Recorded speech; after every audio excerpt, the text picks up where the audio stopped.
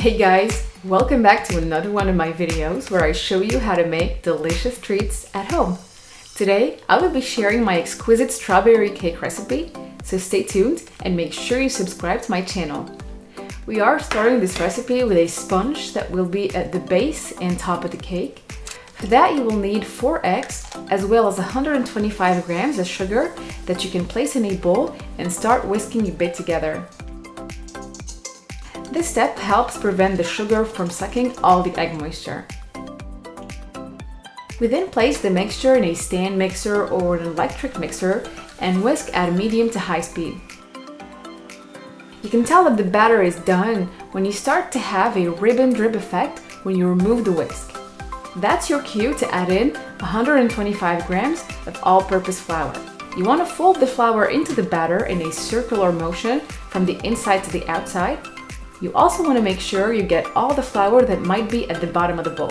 When you're done, you can pour the batter in a cake mold or ring that you placed on top of some parchment paper. Make sure to grease or butter your mold so you can unmold the sponge easily. Preheat the oven at 180 degrees C and bake for 20 minutes in a fan oven. Once the sponge is baked, remove the parchment paper and cake ring or mold you've used. You can flip the sponge to remove the parchment paper easier. Now we can cut 2 slices of the sponge so we can put them inside the strawberry cake. First off, you can remove the upper layer that's a bit less moist than the inside of the cake. And for this application, I have used a bread knife here. You can also use a cake leveler.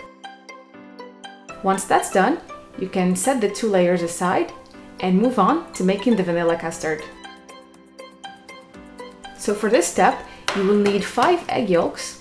So you can go ahead and separate those from the whites, which we will need later on, so I suggest you keep those nearby. In a pot over a medium heat, pour 500 grams of milk and let that simmer.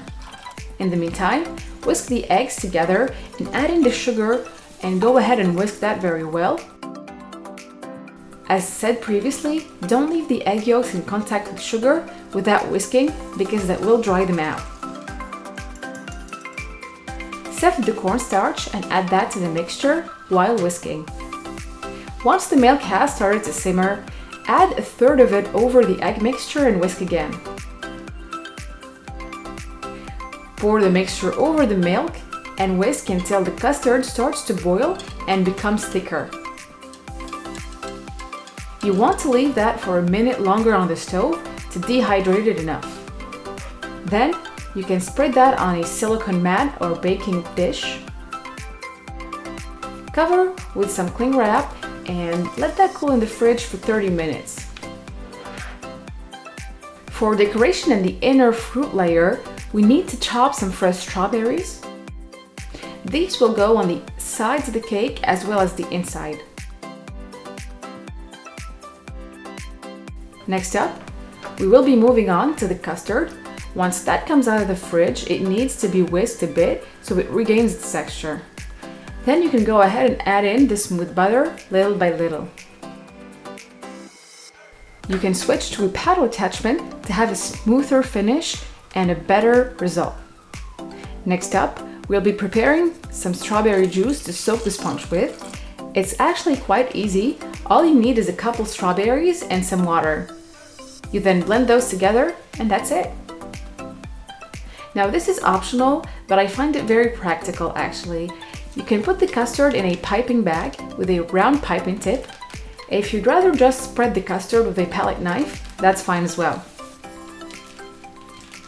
For the assembly part, start by putting the first layer of sponge inside a cake ring.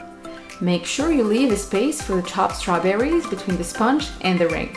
Then you can put an acetate sheet on the sides of the cake ring to help unmold later and have smooth edges.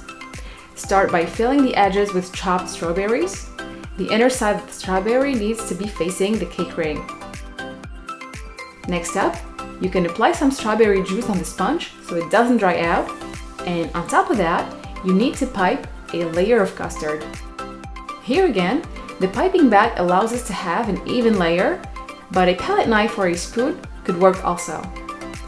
It's important to fill the edges with custard all the way to the top in order to avoid air bubbles.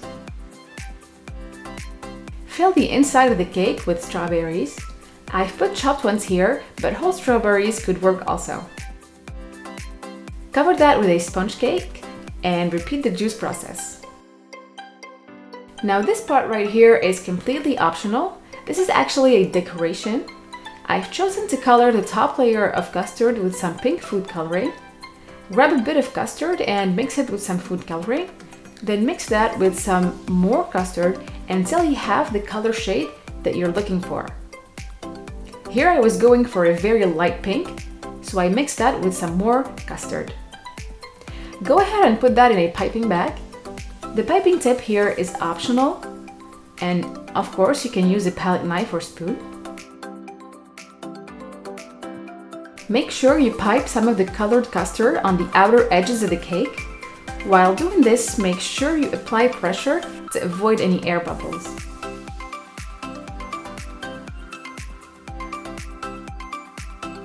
You then want to apply a generous layer on top of the cake and even that out with a spatula.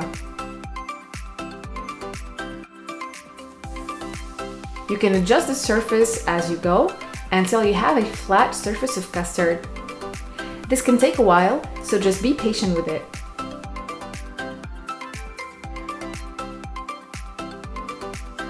The cake needs to rest in the fridge for at least 4 hours after this. The best, of course, is to leave it there overnight. In the meantime, you can prepare the Italian meringue, which will serve as a decoration. For that, you'll need some egg whites as well as some sugar syrup. For the detailed instructions, you can check out the video linked up here. This meringue is, of course, optional. You can simply decorate with strawberries or any other decoration you like.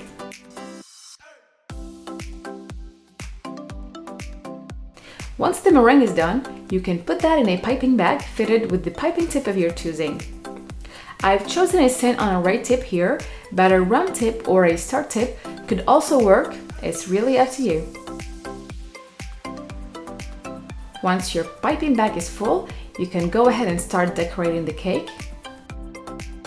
You can, of course, remove the cake ring before you start decorating. So now I will let you enjoy this piping moment.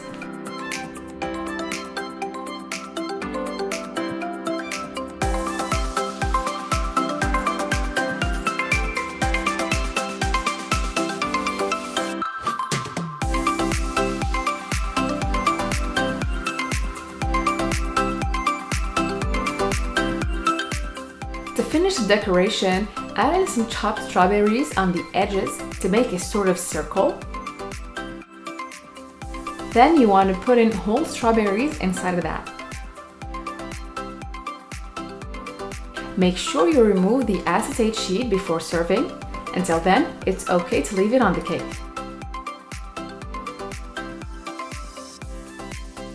If you have some neutral glaze, you can apply that on top of the strawberries. This will give them a shine and help preserve them longer. It will also add an additional sweetness to the fruit.